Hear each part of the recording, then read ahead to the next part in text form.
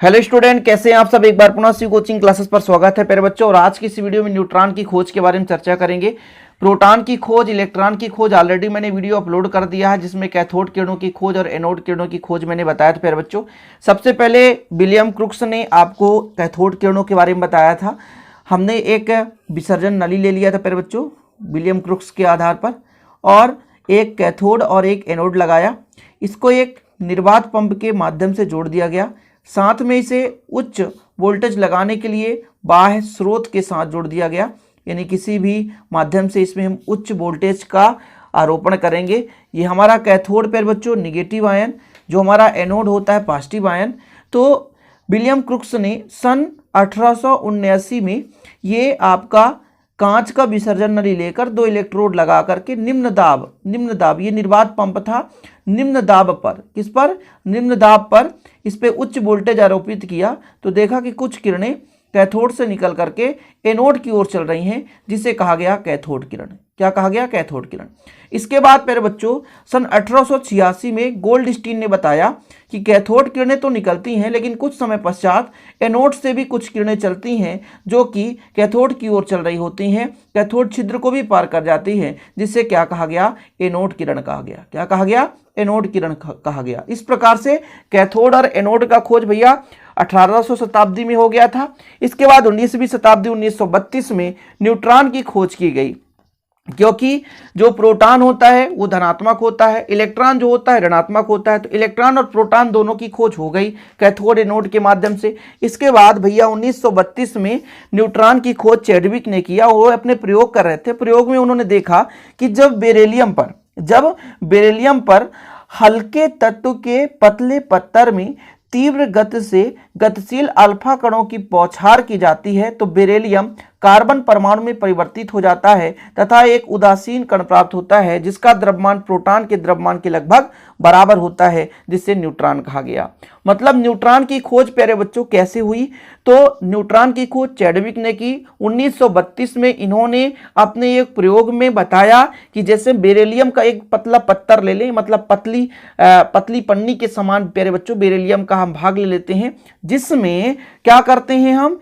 तीव्र गतिशील अल्फा कण की बौछार करते हैं। तो देखते हैं कि जो बेरिलियम है वो कार्बन परमाणु में परिवर्तित हो जाता है। साथ में प्यारे बच्चों कार्बन के साथ साथ कुछ इसमें कण प्राप्त होते हैं जो कि उदासीन होते हैं, जिसे कहा गया न्यूट्रॉन। क्या कहा गया प्यारे बच्चों? न्यूट्रॉन। तो न्यूट्रॉन में क्या कहा? जैसे बेरिलियम है, ये बेरिलियम प्यारे बच्चों परमाणु क्रमांक कितना होता है? 4, और परमाणु भार होता है 9। होता है कि नहीं होता है? जी हाँ। इस पे हम अल्फा कण की बौछार करते हैं। अल्फा कण किसे कहते हैं? हीलियम को कहते हैं। किसको बोलते हैं? हीलियम को। तो हीलियम का परमाणु क्रमांक आपका 2 होता है, परमाणु भार आपका 4 होता है। तो ये कार्बन में बदल जाता है, यानी 4 2 6 और 6 का 12 होता है। ठीक है, एक न्यूट्रॉन प्राप्त हो जाता है, एक कण प्राप्त हो जाता है जो उदासीन होता है। इस प्रकार से न्यूट्रॉन की खोज हो चुकी। बस इतना ही सिंपल है, न्यूट्रॉन का खोज और कुछ भी नहीं है। न्यूट्रॉन की खोज किसने की? यहाँ से ऑब्जेक्टिव क्वेश्चन बनता है। चैडविक ने की। कब की? 1932 में। उन्होंने कैसे किया? कृत्रिम तत्वांतरण। यहाँ पर देखो तत्वांतरण यहाँ पर लिखा है। कृत्रिम तत्वांतरण है क्या? तो यहाँ पर थोड़ा समझो। कृत्रिम तत्वांतरण क्या है? एक तत्व का दूसरे तत्व में कृत्रिम तरीके से परिवर्तन। एक तत्व का दूसरे तत्व में कृत्रिम तरीके से परिवर्तन कृत्रिम तत्वांतरण कहलाता है। देखो शब्द का अर्थ मैं क्यों लिख दिया हूं, ताकि आपको डाउट ना हो, आपको प्रॉब्लम ना हो। एक एक शब्द को समझाने की कोशिश करता हूं, समझिएगा। कृत्रिम तत्वांतरण, तत्वांतरण मतलब तत्व का रूपांतरण कर रहे हैं। तत्वांतरण मतलब तत्व का रूपांतरण कर रहे हैं, एक तत्व से दूसरे तत्व में, एक तत्व से दूसरे तत्व में कृत्रिम तत्वांतरण कर रहे हैं। तो जब हम प्यारे बच्चों बेरिलियम को कार्बन में बदल रहे हैं, वो किसके माध्यम से? अल्फा कण के माध्यम से। बेरिलियम की पतली पत्थर ले ली, अल्फा कणों की तीव्रगामी बौछार कर दी, तो हमने देखा कि बेरिलियम कार्बन में बदल रहा है। लेकिन एक कण छोटा सा बच जा रहा है, एक कण छोटा सा बच जा रहा है जो कि उदासीन है, जिसे न्यूट्रॉन कह दिया गया।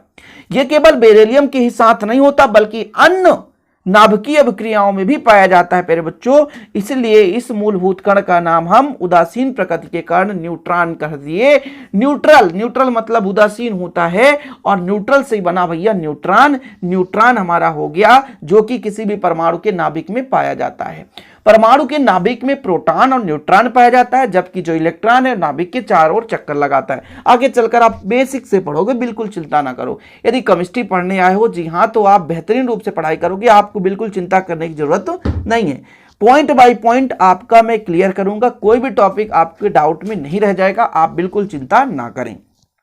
तो न्यूट्रॉन की खोज के बारे में कह दिया जाए तो आपको पता हो गया, 1932 में चैडविक ने अपने प्रयोग में बताया कि प्रयोग में क्या बताया कि हम यदि बेरिलियम का पतला पत्थर ले ले, छोटा सा पतला पन्नी ले लें और उसमें अल्फा कण की बौछार कर दें तो कृत्रिम तत्वांतरण होता है, यानी कृत्रिम यानी मानव तत्व का रूपांतरण कर देता अल्फा कण के माध्यम से। तो बेरिलियम जो हो कार्बन में बदल जाता है, किसमें? बेरिलियम कार्बन में बदल जाता है और एक छोटा सा कण प्राप्त होता है जो बेचारा आवारा घूमता रहता है, जिस पर कोई चार्ज नहीं होता, ना तो पॉजिटिव ना तो निगेटिव, और उसे कहा गया प्यारे बच्चों न्यूट्रॉन। उदासीन के कारण, न्यूट्रल मतलब उदासीन, इसी से बना न्यूट्रॉन।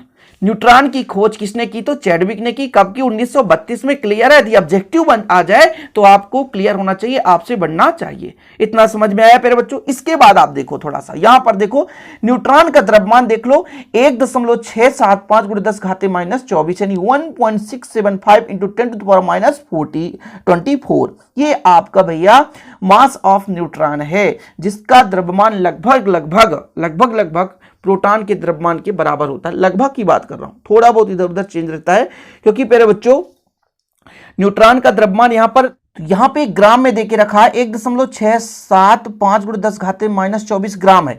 यदि मैं इसको किलोग्राम में बदल दूं तो ये मान ऐसा मिल जाएगा, आप डाउट में मत रहना, 1.675 × 10⁻⁻27 किलोग्राम। यदि ग्राम किलोग्राम में रहे ना तो फिर आप कंफ्यूज मत होना भाई, कंफ्यूज यदि हो गए तो आपका आंसर गलत हो जाएगा। ठीक है, ये क्लियर है ना? ये आपका द्रव्यमान है। ठीक है, समझ में आया? चलिए, कृत्रिम तत्वांतरण भी समझ गए। अब देख लेते हैं न्यूट्रॉन के गुण। न्यूट्रॉन के कौन कौन से गुण हैं प्यारे बच्चों, यहां पर क्लियर करेंगे। न्यूट्रॉन तो उदासीन प्रकृति का है, आपको पता है, इस पर कोई आवेश नहीं, तो पॉजिटिव ना तो निगेटिव, ये तो प्रयोग के द्वारा ही पता चलता है। अब आप कहोगे डायरेक्ट मैं दिखा दूं, तो मेरे पास उतना सुविधा नहीं है प्यारे बच्चों कि मैं आपको न्यूट्रॉन दिखा सकूं, लेकिन आप लोग प्रायोगिक तौर पर इसको देख सकते हैं आगे चलकर प्रायोगिक लैब में। ठीक है, न्यूट्रॉन का संकेत एन माना गया, न्यूट्रल है एन, भाई संकेत हम एन क्यों, न्यूट्रल, एन फॉर न्यूट्रल, तो एन मान लिए। यहां पर इसका जो केवल और केवल द्रव्यमान एक होता है, बाकी इसकी क्रमांक में कोई दिक्कत नहीं। इसमें न्यूट्रॉन में उदासीन है, कोई चार्ज नहीं, ना तो एक इलेक्ट्रॉन ना तो प्रोटॉन, इसलिए प्यारे बच्चों ये उदासीन है। इसे यहां पर 0 1 से क्यों प्रदर्शित करते हैं, यहां पर एक क्रमांक बताता है, ये इसका द्रव्यमान बताता है। विलगित अवस्था में न्यूट्रॉन अस्थायी है, मतलब स्थायी नहीं रहता है, ये विचलित रहता है विलगित अवस्था में।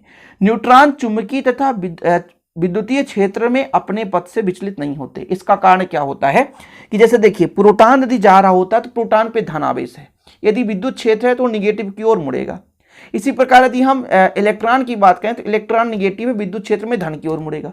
लेकिन न्यूट्रॉन में ना तो पॉजिटिव है ना तो निगेटिव है, कोई भी कुछ भी चार्ज नहीं है, तो ये कहीं भी मुड़ने की इसका चांसेस नहीं है, कहीं भी झुकने का चांसेस नहीं है, कहीं भी आकर्षित नहीं होगा, ना तो प्रतिकर्षित होगा। इसलिए आवारा है, बिंदास, बिना किसी के कहे कहीं भी ये घूमता रहता है, इसको कहीं भी मुड़ने की जरूरत नहीं है, ना तो झुकने की जरूरत होती है, क्योंकि जिसके परिवार होता है वही झुकता है, समझ रहे हो? जिसको कुछ चीजों का डर होता है वही झुकता है, लेकिन इसको कुछ भी डर नहीं, ना तो इसके पास नेगेटिव है ना तो पॉजिटिव है, आवारा है, इसलिए विचलित होने की जरूरत नहीं होती है। विद्युत क्षेत्र चुंबकीय क्षेत्र से गुजारेंगे तो बिल्कुल अपना अकड़ के साथ सीधा मार्ग में चलेगा। इसकी वेदन क्षमता उदासीन होने के कारण बहुत अधिक होती है, परंतु कॉस्मिक किरणों से थोड़ा सा कम होता है। भेदन क्षमता अधिक होती है, कॉस्मिक किरणों से कम होती है। स्वतंत्र न्यूट्रॉन का क्षय प्रोटॉन एवं इलेक्ट्रॉन में होता है तथा ऊर्जा उत्सर्जित होता है। तो कोई भी चीज यदि क्षय होगा तो ऊर्जा उत्सर्जित होगा ही, तो यहाँ पे न्यूट्रॉन भी प्यारे बच्चों यदि इसका ऊर्जा क्षय हो रहा होता है तो अब इसमें जो है ऊर्जा का उत्सर्जन होता है। यदि न्यूट्रॉन की त्रिज्या की बात करें, ये ऑब्जेक्टिव में बता 10⁻⁻13 सेंटीमीटर लिख लो, न्यूट्रॉन की त्रिज्या लिख लो 10⁻⁻13 सेंटीमीटर, ये न्यूट्रॉन की त्रिज्या है। बताओ वैज्ञानिक कितने, 1/10 कितने, यहाँ पे 1 के बाद 13 जीरो लगा दो, 1 का इतना भाग, यानी प्यारे बच्चों यहां पर मैं कहूं कितना त्रिज्या है तो 1 का 13, 1 2 3 4 5 6 7 8 9 10 11 12 13, इतना भाग दोगे तब कहीं इसकी त्रिज्या निकल कर आएगी। समझ रहे हो, ये चीज है। द्रव्यमान मैंने बता ही दिया, ये किलोग्राम में प्यारे बच्चों और 1 ग्राम में। किलोग्राम में 10⁻⁻ 27 है 1.675 1.675 ऐसे याद कर लो 1.675 1.675 गुणे 10 घाते माइनस 27 से किलोग्राम में है। यदि ग्राम की बात करोगे तो 1.675 गुणे 10 घाते माइनस 24 ग्राम है इतना। या कि आप कार्बन 12 परमाणु द्रव्यमान मापक्रम में 1.008065 एटॉमिक मास यूनिट होता है, जो प्रोटॉन के द्रव्यमान से कुछ अधिक होता है। ठीक है, तो ये हो गया प्यारे बच्चों आपका कंप्लीट। न्यूट्रॉन के गुण तैयार कर लेना, क्योंकि कभी कभी क्वेश्चन ऐसा पूछा जाता है न्यूट्रॉन की खोज किसने की, न्यूट्रॉन के गुण लिखिए, या न्यूट्रॉन की खोज पर टिप्पणी लिखते हुए इसके गुण लिखिए। तो न्यूट्रॉन क्या है, उदासीन है, विद्युत आवेश रहित है, इस पर कोई आवेश नहीं है। इसमें जो है यदि मैं विलगित अवस्था की बात करूं तो ये अस्थायी होता है, विद्युत क्षेत्र चुंबकीय क्षेत्र पे विचलित नहीं होता। इसकी वेधन क्षमता क्या होती है, अधिक होती है प्यारे बच्चों, इसकी वेधन क्षमता अधिक होती है, लेकिन कास्मिक किरणों से कम होती है। ये स्वतंत्र प्रोटॉन का क्षय स्वतंत्र न्यूट्रॉन का क्षय जो है प्रोटॉन और इलेक्ट्रॉन में होता है, ऊर्जा उत्सर्जित होती है। त्रिज्या 10 घाते माइनस 13 सेंटीमीटर, द्रव्यमान 1.675 गुणे 10 घाते माइनस 24 ग्राम या 10 घाते माइनस 27 किलोग्राम। ये हैं आपके गुण। तो उम्मीद करता हूं आज का वीडियो पसंद आया होगा। न्यूट्रॉन की खोज पर टिप्पणी लिखने को आए तो आपसे बनेगा। वीडियो पसंद आए तो लाइक करना ना भूलें यार, शेयर करें, और ऐसे ही वीडियो पाने के लिए चैनल को सब्सक्राइब कर लें। मिलते अगले वीडियो के साथ। जय हिंद, वंदे मातरम।